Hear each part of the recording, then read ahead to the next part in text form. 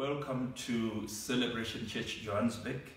As we get into our Victory Business Forum seminar, we have had quite some exciting times.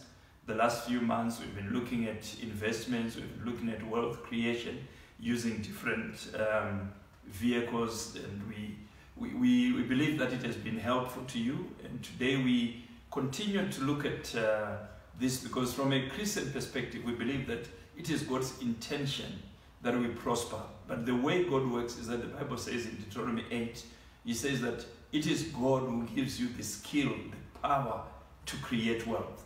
So we create wealth by exploiting systems that are already there in the world, that God has put. He has put in the seed of wealth creation mechanisms that we should be knowledgeable.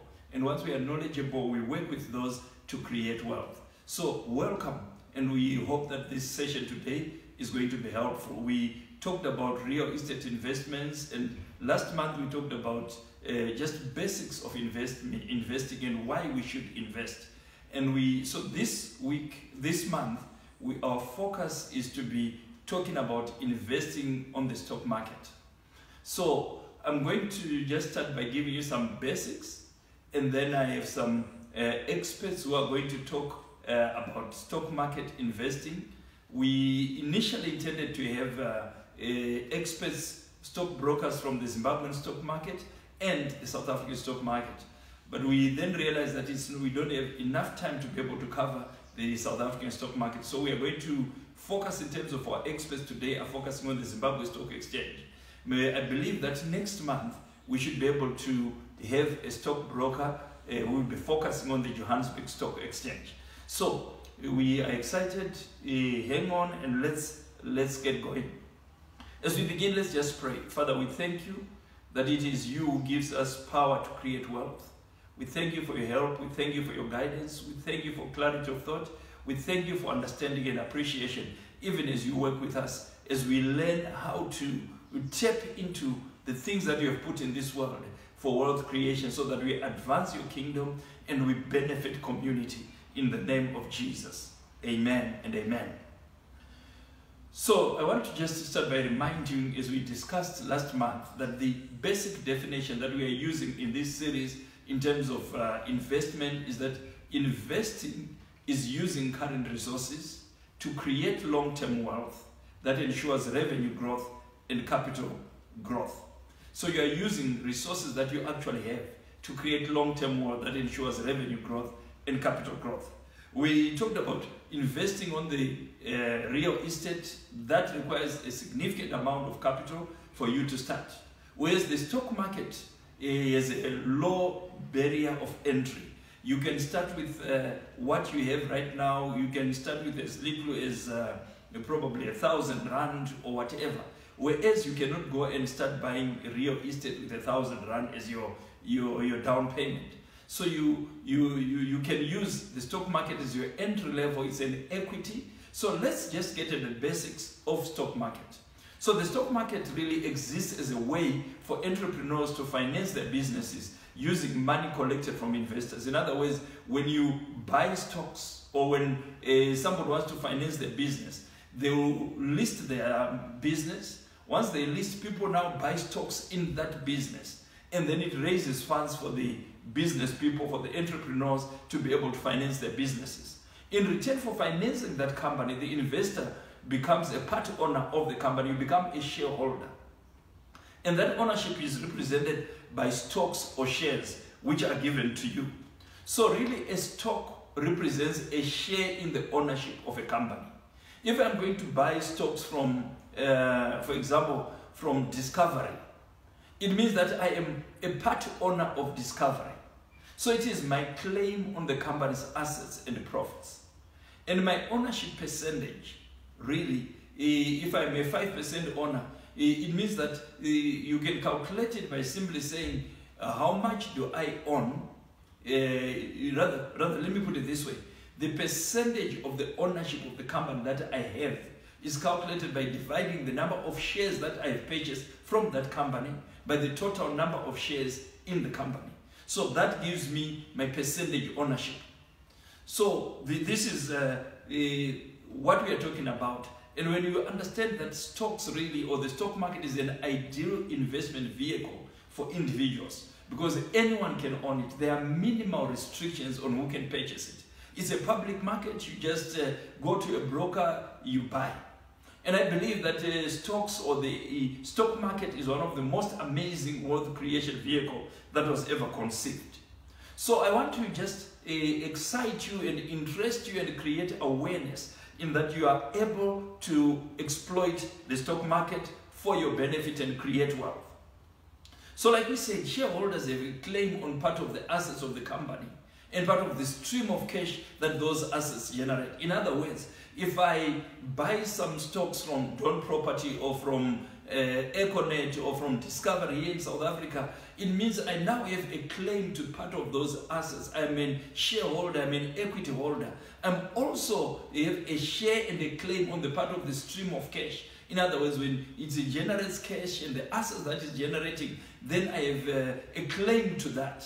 Okay? So as the company acquires more assets and the stream of cash it generates gets larger, the value of the business increases. As the value of that business increases, it drives up the value of the stock in that business. It also drives up the value of my stocks that I've invested in that business. So really, as the business grows, your stock will grow, your percentage will grow because you're an equity partner. So this is what the stock market is about. You are investing in somebody else's business. Remember we talked last month and we said that, one of the things about investing, particularly on the stock exchange, is realizing that there are some people who have a knack for creating money, who are good at doing business. So you are leveraging on their ability to create wealth. And we did talk last month about the issue of risk and reward. And we said that any business, anything you do has an element of risks. So even buying stocks, it can be risky because the prices of stocks can go up or can come down. So depending on when you are getting to the market and when you want to get out, there is that risk to say you may not have as much return as you wanted, or you may actually lose. For one way that one can, a risk that exists on the stock exchange is that a company can go bankrupt or it can close down. And then you potentially lose the money that you have invested in the stock. In Zimbabwe, for example, I was invested in Trust Bank, I was invested in Kingdom Bank, and those banks went bust. And by they are going bust, it means I lost what I invested in them. So that can happen. So it means you need to be able to assess the business you are investing in, to say, do I think this is this durable? Is this something that can go bust? Is this something that can be trusted to continue? Or another way, for example, you see, things happen in business. A company you invested can be forced to delist, or it may opt to delist. Now, if it delists from the stock exchange, it makes your stocks less tradable and more difficult to value. We were invested in a company called Indafresh in Zimbabwe, and the farm invasions, it was based on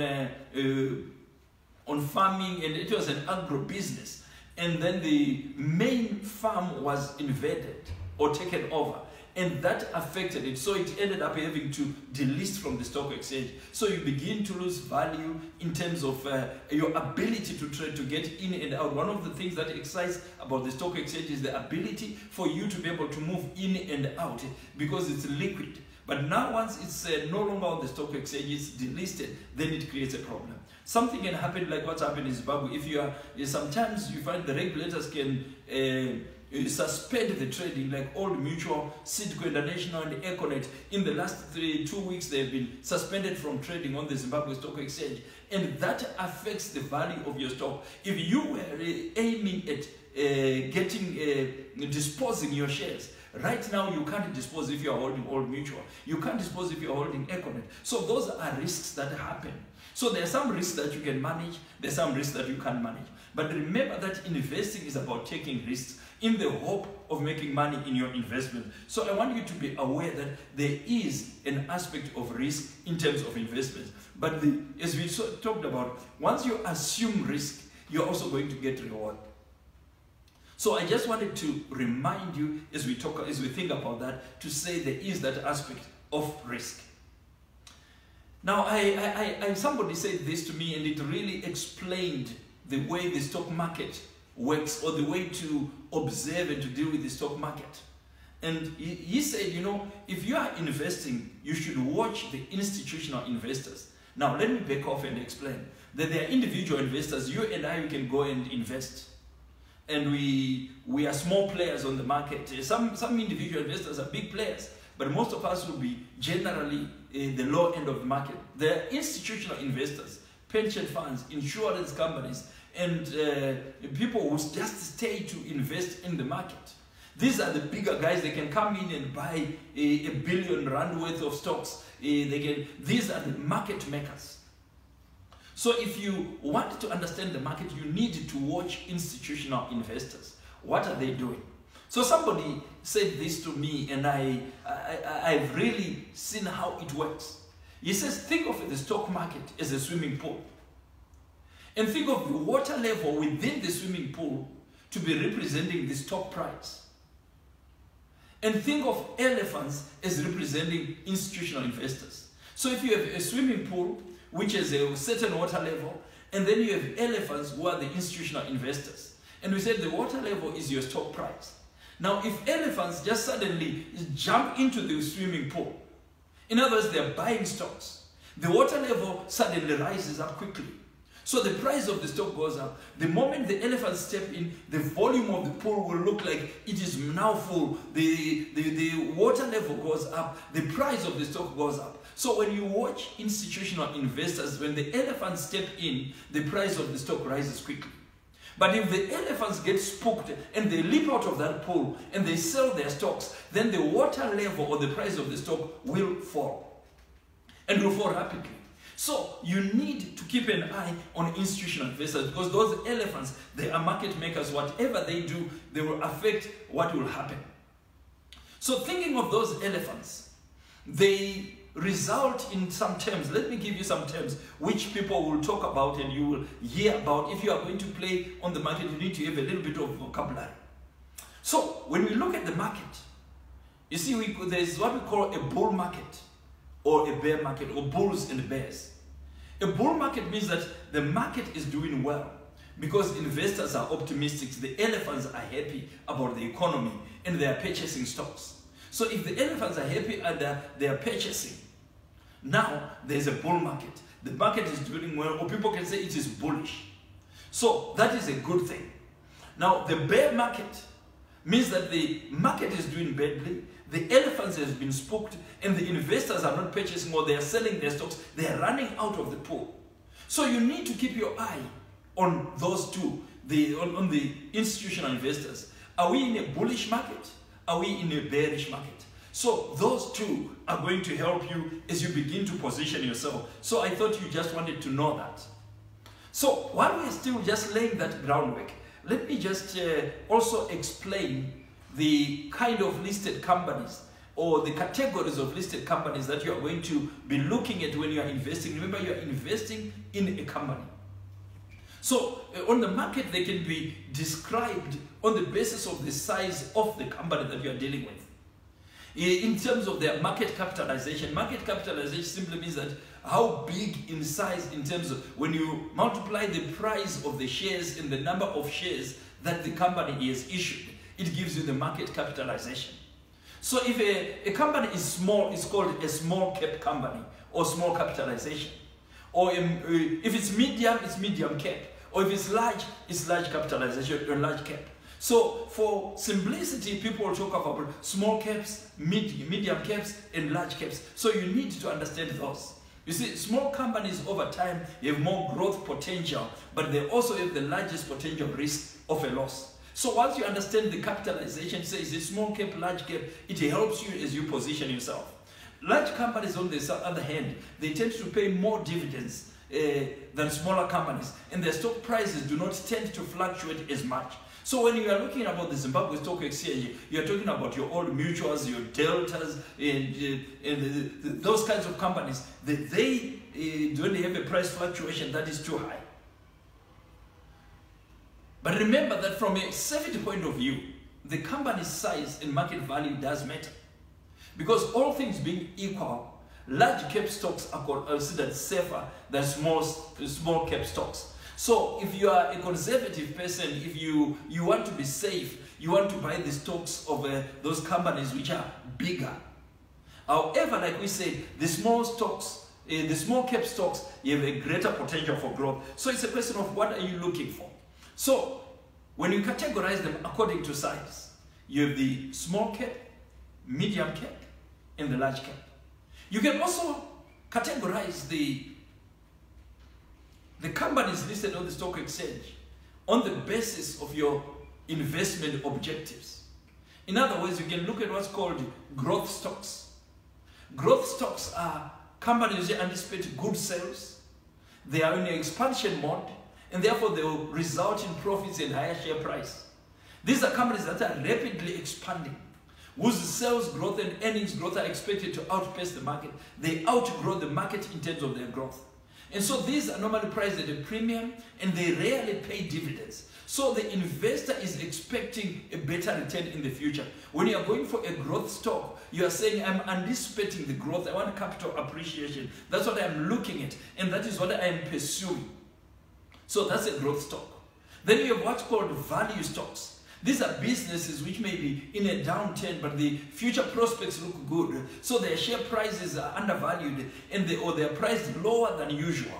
For example, in this time in Zimbabwe, because the whole wide world, because of COVID, tourism stocks will be a little bit lower. They are underpriced, they have value, but you know that once the market turns, there will be an upturn. So they are lower priced. So you want to buy them now when they are lower priced, because you are anticipating a turnaround.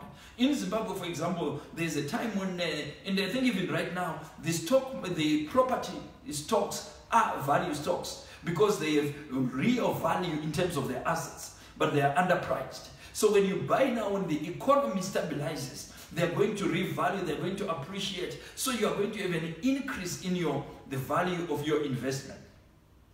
So these value stocks have a lower price in relation to their earnings because investors consider them to be a bargain. Remember, when you are investing, you want to buy bargains. So we talked about growth stocks. When we talked about value stocks, then the next are what we call income stocks. These have a history of paying dividends. They tend to be the larger caps or the utility stocks, and the investors, they are appropriate for investors who require cash flow. So they are good at making good and regular dividend payments. So we have growth stocks where you're looking at growth and capital appreciation. You have value stocks which are undervalued, which will appreciate the moment there is a turn in the market. Then there are income stocks where you are looking at dividend and you have payments that will come through. So that's how you categorize your stocks or the companies that you are going to invest in. Now, just for completeness sake, I'm going to briefly talk about methods of stock selection. This is a little bit more technical, and I trust that when we discuss in our discussion session, our experts are going to probably look at this and delve deeper. But I'm just laying it out at a theoretical level, and I don't want to go deeper into it. So, there are 3 professional methods of selecting stocks. And I add a 4th one, which is the one I use, and some people also use. So the one is called fundamental analysis. The other one is called technical analysis. The next is index investing. And then finally there is a gut feel intuition. So let's talk about fundamental analysis. The main belief behind fundamental analysis is that a company's future ability to increase revenues, profits and cash flow determines its share price. So it's a future looking, forward looking. You're saying when we see its potential, to increase revenue, its potential to have profits and cash flow, then it determines its share price. So it evaluates the basic economic and industry forces that shape the company's growth as well as the company's financial statements. So that's fundamental analysis. You are forward looking. You're not looking at the past performance, you're looking at projected growth, projected profits, projected cash flow. And on the basis of that, we then say, I think there's a scientific method to do it, but we are not going into that. But that's fundamental analysis. The second is technical analysis. This is whose central belief is that a company's past share performance, in the performance of its share price, the volume of shares traded determines the future direction of its share price. Fundamental analysis, you are looking at its future, determining the share price. In technical analysis, you are looking at the past performance to determine future direction of share price. So technical analysis is a very mathematical and complicated method. But those who are mathematical minded, you can use that. And you can delve deeper into it. Then the third is index investing. This is a passive approach to investing that mimics the composition of a major stock index.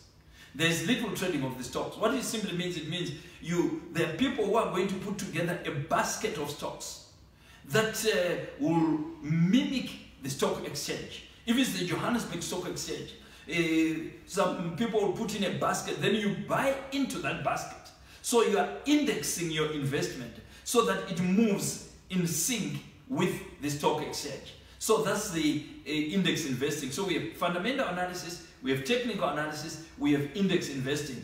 Then we have the gut feel, where you just say, I've looked at things, but I have this intuition, I have this sense that this will do well.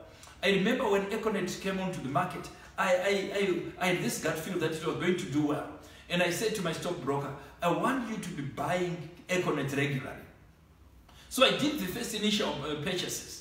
And then my stockbroker came and said, you know what, this is not a good stock to buy, because it is concentrated control from one major shareholder.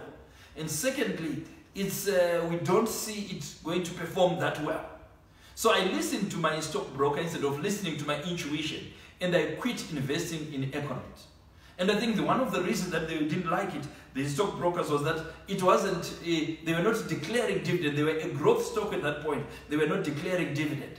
I regret that I listened to my stockbroker, because this was around 2002.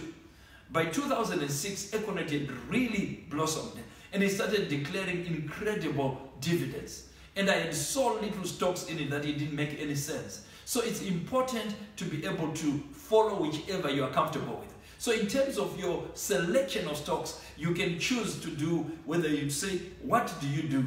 Are you a fundamental analyst? Are you a technical analyst? Do you do index investing? Or do you do gut feel or intuition? So those are the ways that you can look at it. Now, what are the three ways that you can earn from the stock market? The first way is very simple. It's the price increase. You see, when the price of your stock rises, when there's an increase in the share value, there's a capital gain, there's a capital appreciation. So if I have invested, for example, in Discovery, okay, if the share price of Discovery increases, now I have an price increase. So if I sell at some point during when there's that capital appreciation, I earn out of that. But I want to clearly say that we need to be careful, because sometimes people talk about phantom increases. There is a realized increase, which is which you get when you actually dispose. Then there is phantom increase, the unrealized increase. That is value that is just on paper, because that value today may decimate tomorrow. So on paper, I may be able to say, this is my worth, this is my value, but in reality, it may not stay. So we need to know that your actual increase is when you actually dispose. So there's a price increase. The second way that you earn from stocks is, so the price increase talks about capital appreciation, the growth of your balance sheet. The second item is a way that you earn from stocks is paying dividends. You see, when a company shares its profits within its investors, in other words, they have a dividend policy, they have a history, and they say, look, we are going to be paying so much to our shareholders. So the dividend declaration, they will say, we'll pay so much rands per share.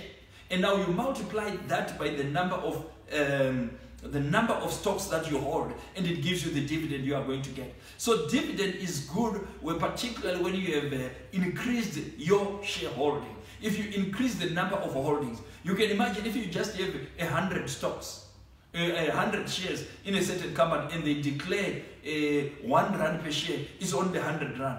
But if you have 1 million shares, or if you have 500,000 shares, and then that makes significant amounts. That's why institutional investors, they look for dividends, because they invest in massive numbers, and those numbers, they now begin to yield an income that makes sense. So if you're an income person, you must be looking at saying, I want to grow my holding, because it should get to a point where a declaration of dividend is done, then it gives you significant revenue. Okay? So there's capital appreciation when your stock value increases. Then there is dividends payments. And then the third way is when you can use, in some circumstances, you can use your stock holdings as collateral for a loan. So you can actually borrow on the basis of the stock, your stock holdings. And when you do that, you are increasing your value. You are making revenue out of it. So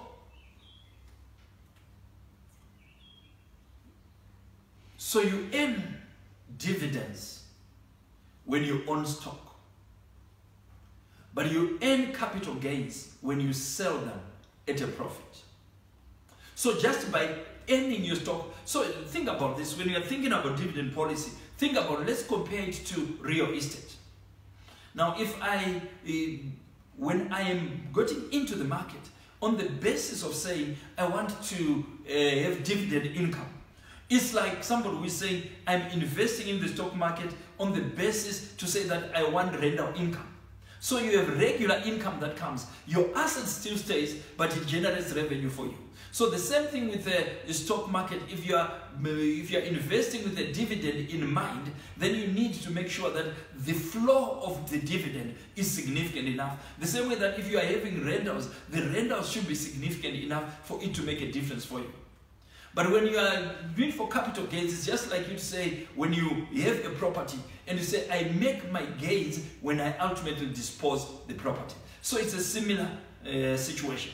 You must also recognize that, you see, when you have capital gains, it attracts capital gains tax. So there is a taxation that happens when you are disposing. Now, how do I get to buy stocks? You know, we recommend that you use a broker.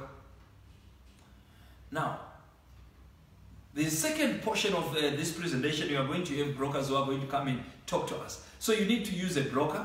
So you can't go yourself to the stock exchange and say, I want to buy shares. You have a licensed broker. So your broker can buy it 1 or 2 times. They can buy through when we're talking about an initial public offer, an IPO. That is a company which is listing for the first time in the stock exchange. Normally it's priced very well, it's priced cheaply because they are penetrating. So if you buy it an IPO, you buy well. Or you can buy later when on the market, when you just go and you say, I want to buy these shares. So you can instruct your broker to go and buy. Okay? There's another way you can buy. You can buy at the inception through what's called a private placement. And this is normally through who you know. If your friend or somebody you know is going to list the company, they can invite you and say, before I do my initial public offering, I'm going to invite some friends to invest in me.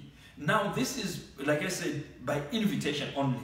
It doesn't happen to many people. You need to be either connected by a relationship, or you need to be a significant investor for people to invite you. So those are the basic ways that you're going to have to buy shares.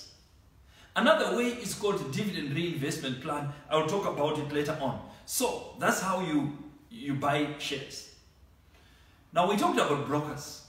You know, there are a number of different brokers.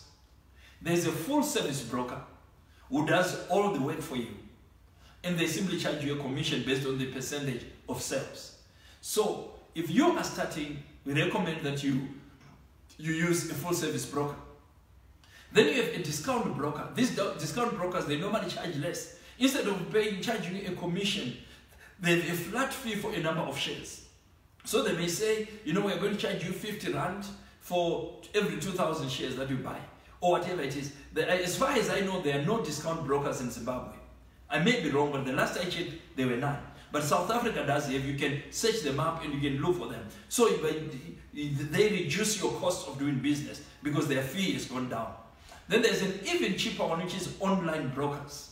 So you can also use online brokers. So you can have full service, discount brokers, and online brokers that you can use. Now, let's try to get to a little bit of some considerations in terms of your investments. You see, when you are investing on the stock exchange, you should think about your investment horizon.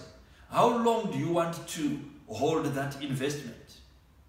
Now, if you have a short investment horizon, in other words, if you are short term, you have to understand that stocks, even the best ones, they fluctuate in the short term.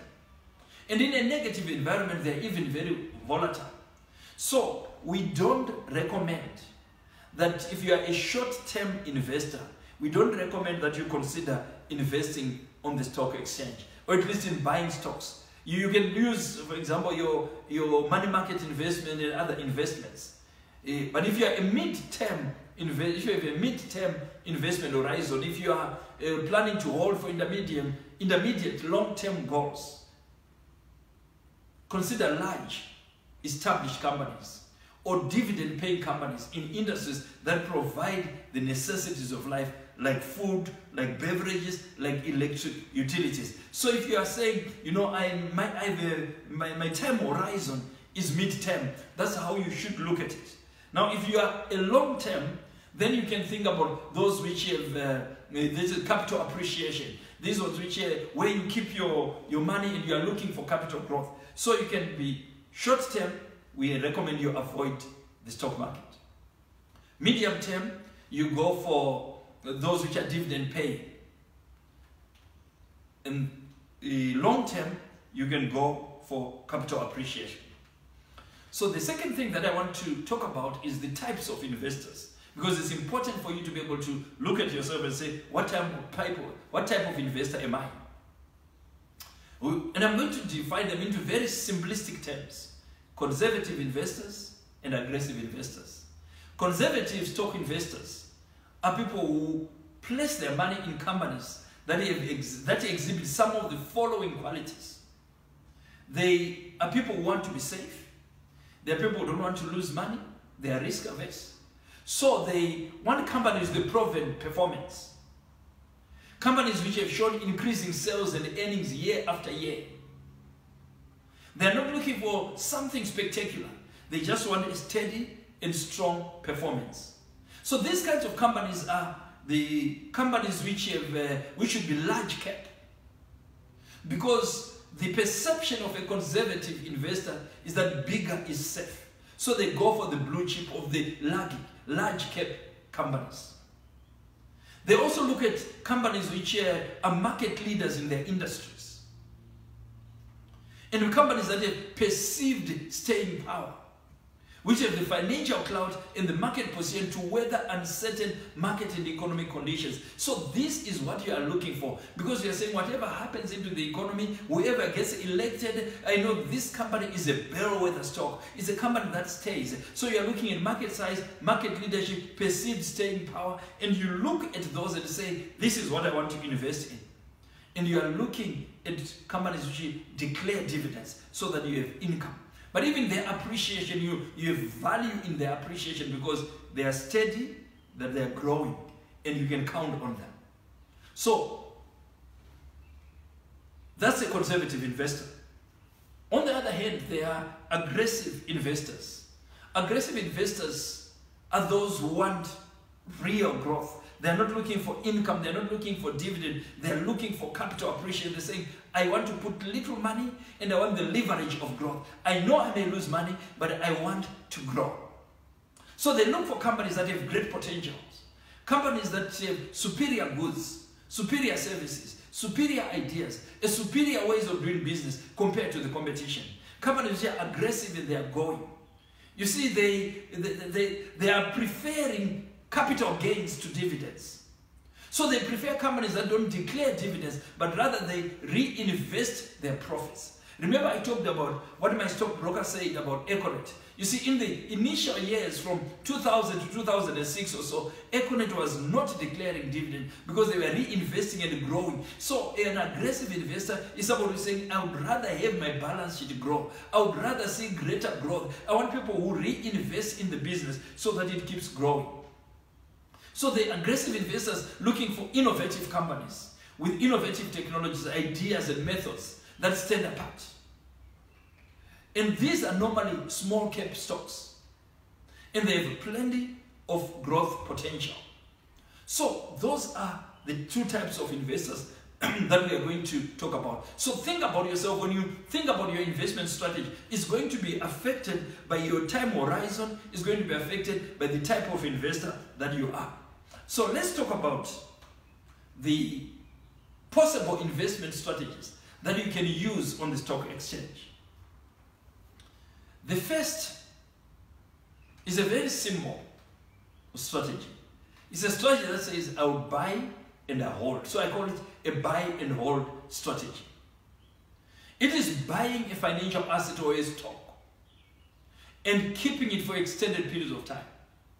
This is cost-effective long-term strategy. Because many people buy in and out, and then the transaction cost will erode your value. The taxation will erode your value. So when you buy and you're saying, I'm just in, particularly if you're looking for the dividend, if you're looking for capital appreciation in the long term, because you want growth in the long term. Or you are young, you're saying, I'm investing for my pension, I'm investing for my children to go to university. Right now they're in elementary school, and I have 10, 20 years, and I want to invest like that. So that's a buy and hold strategy. It helps investors avoid market timing. Because if you're trying to time the market, you will lose. Remember I gave the example last time of someone wanted to time the market and they lost. It also minimizes brokerage fees. It minimizes taxes.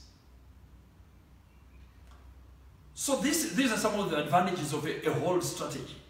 Buy and hold. The second strategy is a dollar cost averaging strategy. What this simply means is just a technical term. That means you are purchasing a fixed dollar amount of a security at regular intervals. For example, monthly. For example, you can say, I put in a stock order and I tell my stockbroker to say, every month, buy either this stock or from this bucket of stocks or this portfolio of stocks.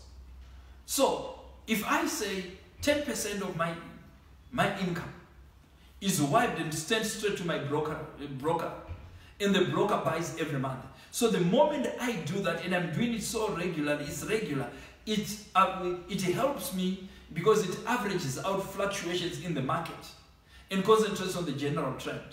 It takes out luck and market timing out of the equation, and it has the discipline to your investing. So we recommend that. This is a good investment strategy, particularly if you are planning to fund your investments by paying yourself out of your paycheck monthly. So this is dollar cost averaging.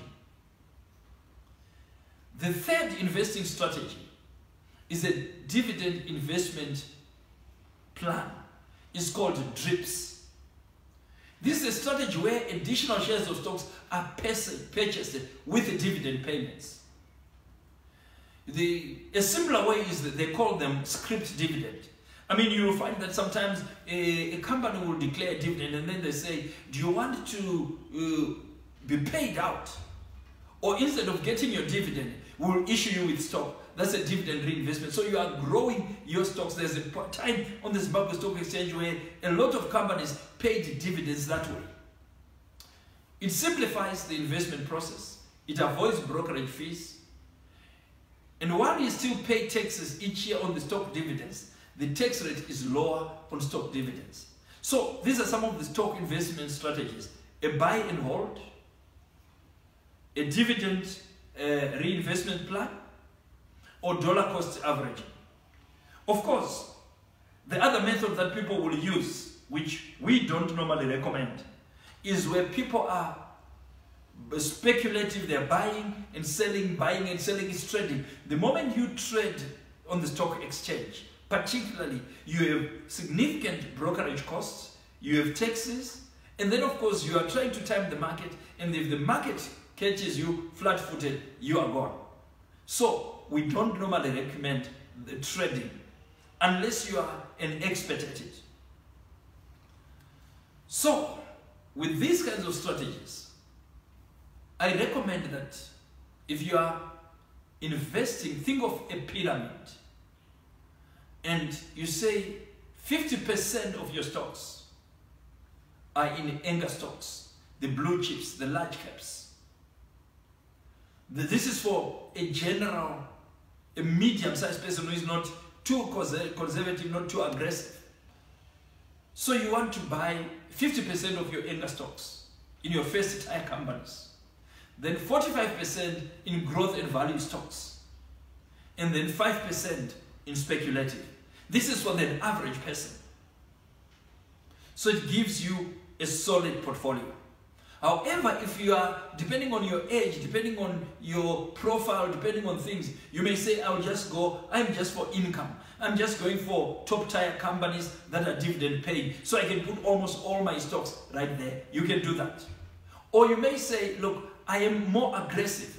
I would rather put more of my money in my investments, in my portfolio, in the growth and value stocks and the speculative ones. So you can play it depending on your investment horizon and depending on your risk tolerance and your risk appetite. Okay? But for an average Joe, you're having 50% in your anchor stocks, 30 to 45% in your growth and value stocks, and 5% in speculative is a safe way to do that.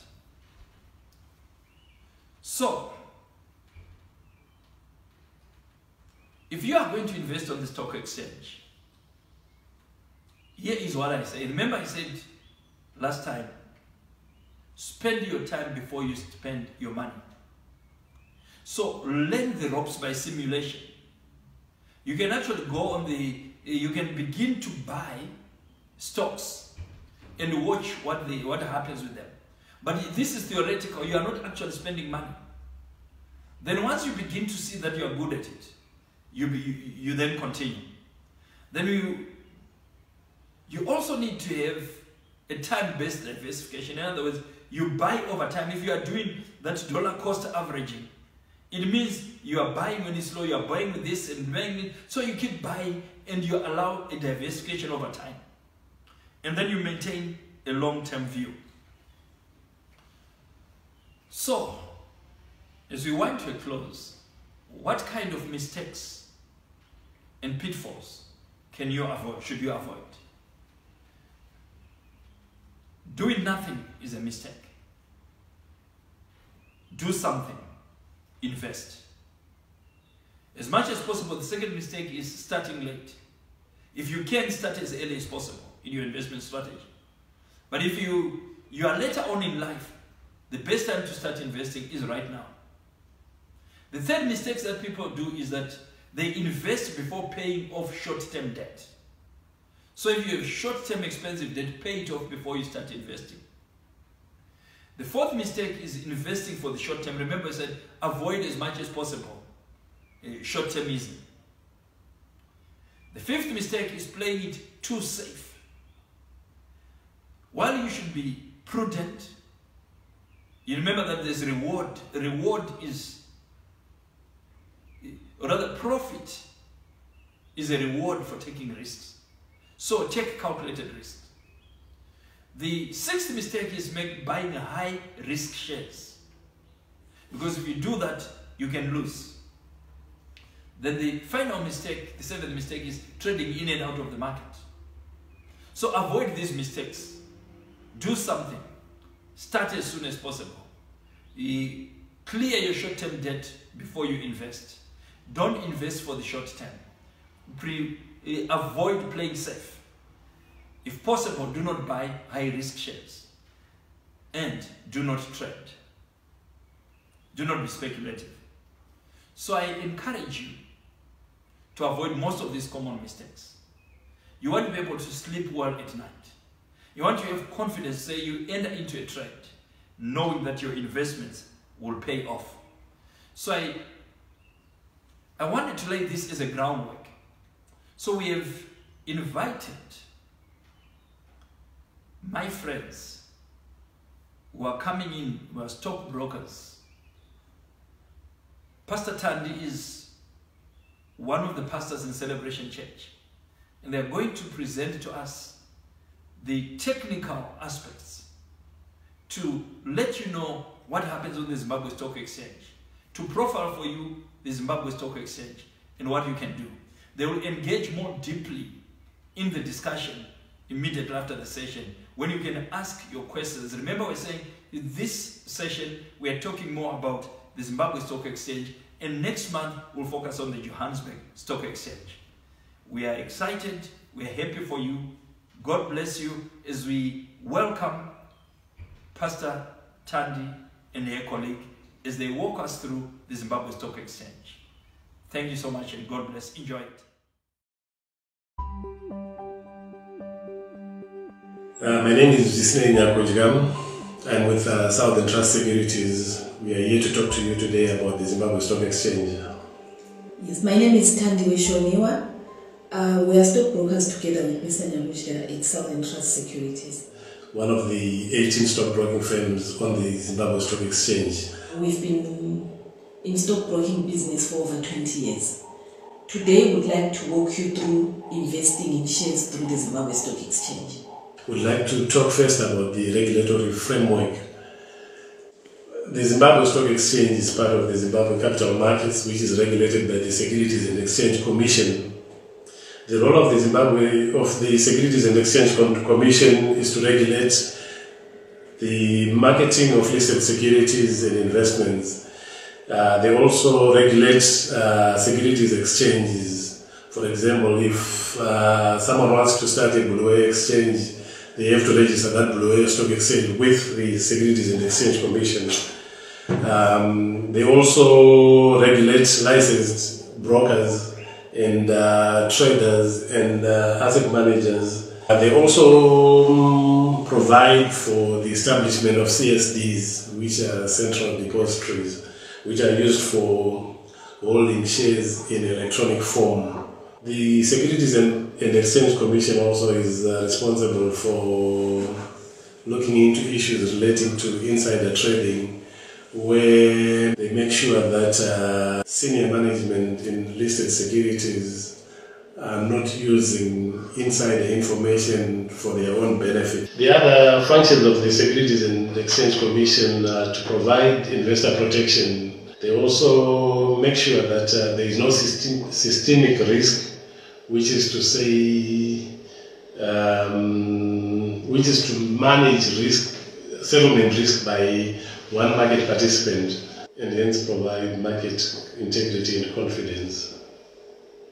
They also look at issues relating to market manipulation.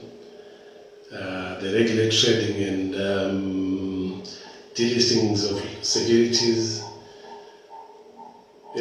as well as supervise and regulating other exchanges. The Securities and Exchange Commission is made up of 5 commissioners, and it's run by a chief executive who is appointed by the commissioners.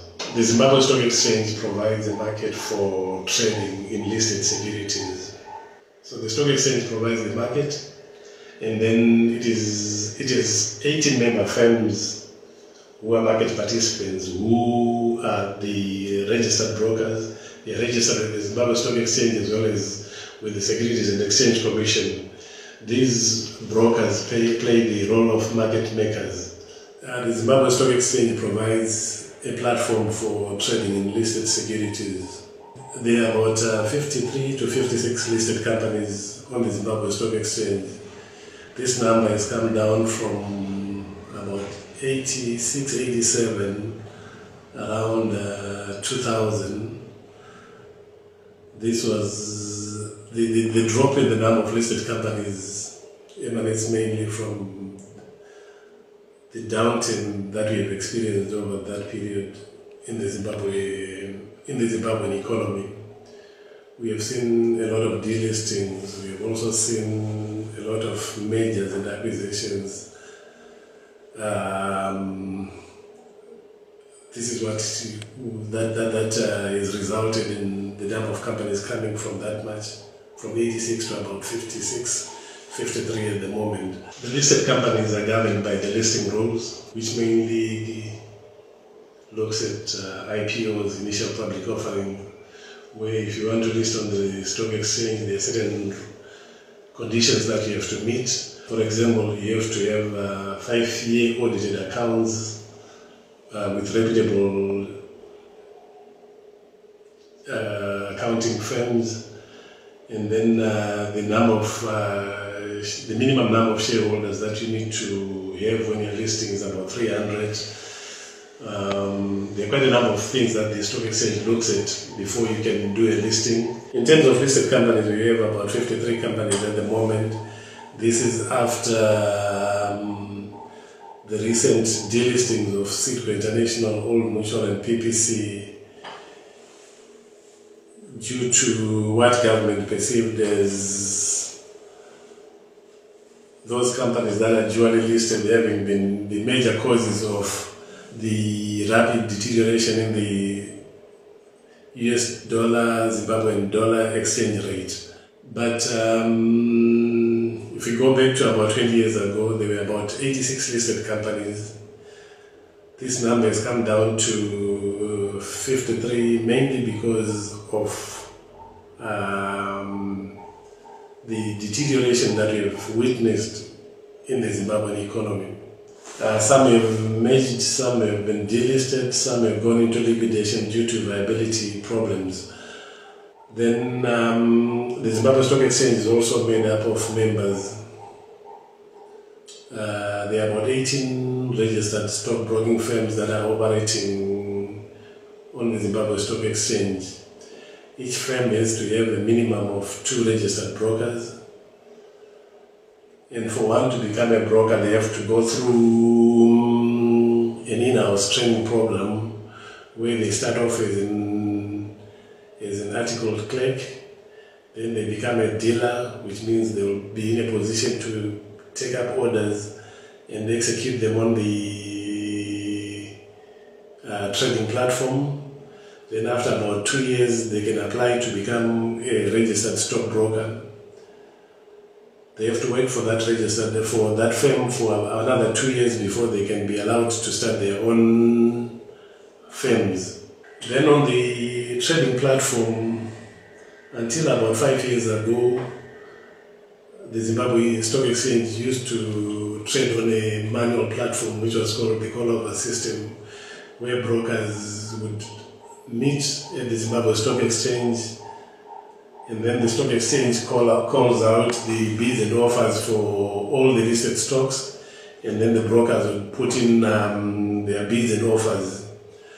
But until about 2014-15, we migrated onto an electronic trading platform where brokers are now trading from their offices.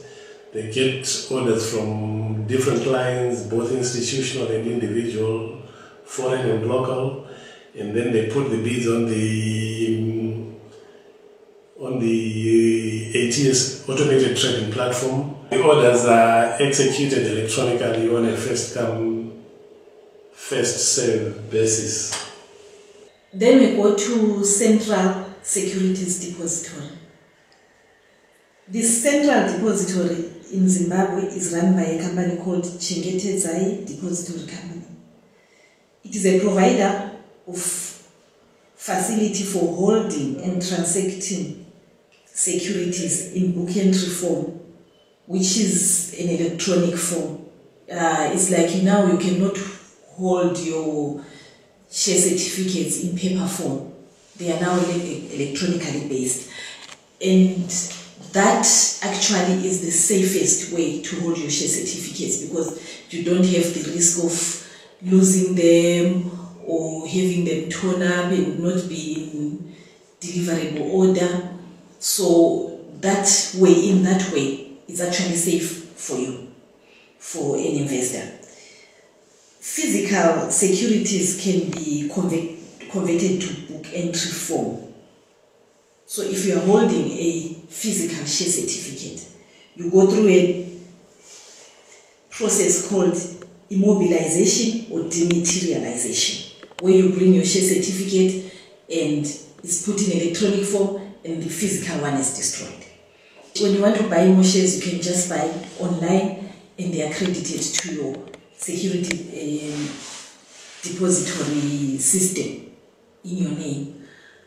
When you are selling, your shares are already there. You don't have to come to an office to bring the share certificate or to come and fill up any form, because you can do everything online. You just phone and give an instruction for selling or buying, and which makes life easier for the broker, both the broker and the investor.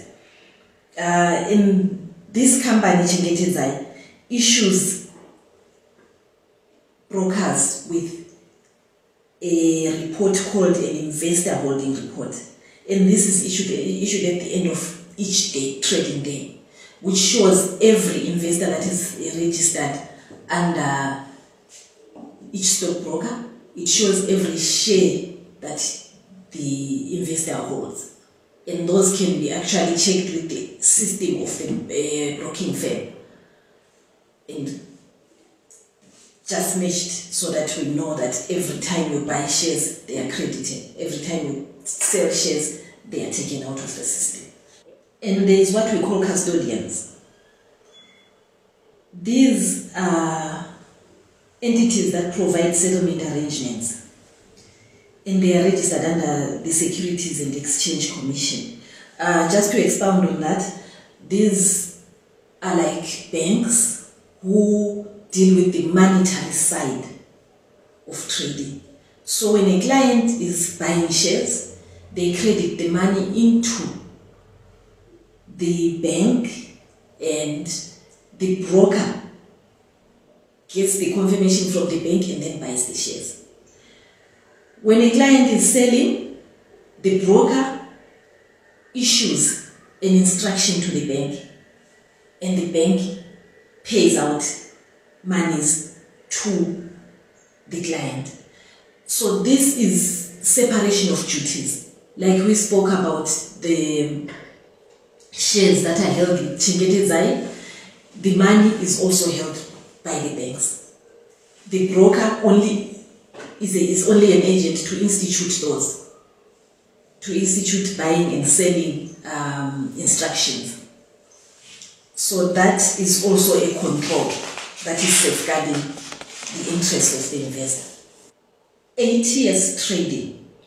This is the automated trading system that Mr. Nyamuchika was talking about, the online trading, which is done by the Zimbabwe Stock Exchange. So, as he outlined how the trading goes about, now we're talking about the actual system, how it operates.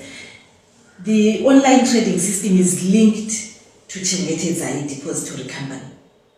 So when you are buying shares, Chingetedzai will know that this client has bought these shares. When you are selling, Stock Exchange will know that this client holds these shares that they are selling at Chingetedzai, because the systems are linked. And then the settlement period is T+3, which means trade plus 3 days, excluding weekends and holidays. So if you sell your shares on Monday, it means your payment is on Thursday. But for individual clients, the control is that if an individual client is buying shares, they don't settle on the third day. They actually settle up front before the shares are bought. When the money has been credited with the custodian, that's when the shares are bought. There is what is called a daily price spread on a share. As you know that shares can just go up wildly in one day, so there is a control that has been put by the stock exchange, like a cap on shares. The shares cannot go up more than 20% or at less than 20% of the reference price. The reference price mostly means the last trading price.